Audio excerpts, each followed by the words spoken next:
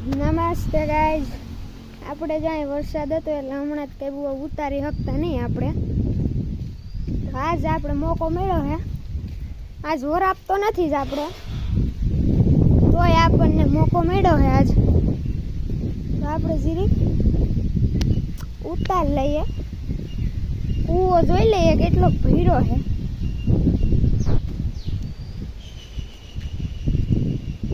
આ તો અહીંયા સીટ આવી ગયું,